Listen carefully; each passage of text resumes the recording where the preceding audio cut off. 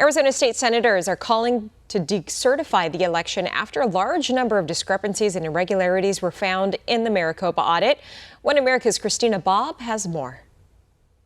Arizona State Senator Wendy Rogers. Arizona had a huge hearing last week explaining some of the election irregularities in your state. What's your reaction and what are some of the findings? Well, it proved that the election was rife with inaccuracies in the election certification that we submitted months ago. And so we can legitimately say that what we submitted was not right and that we need to decertify.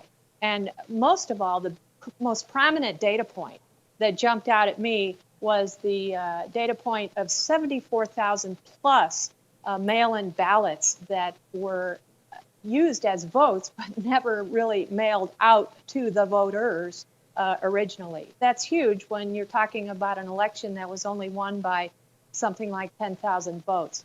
So I'm very proud of our Senate. We are continuing to press forward for the truth.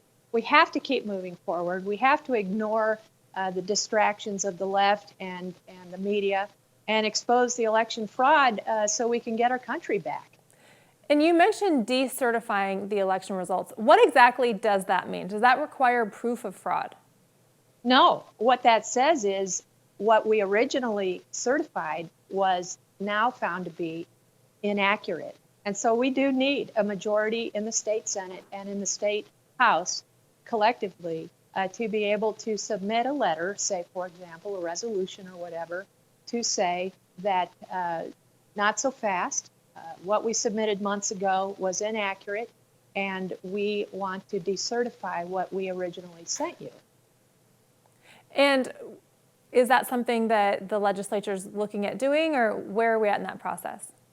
Well, I, for one, am pressing for that. And we, as I said, have to continue to strive for that because the U.S. Constitution uniquely endows state legislatures in a presidential election to have supreme authority on electors and the process. And so we take this very seriously. But for Arizona, that we did a cyber forensic audit of 2.1 million ballots, the standard now in the country, insofar as how we did it depth-wise and breadth of scope.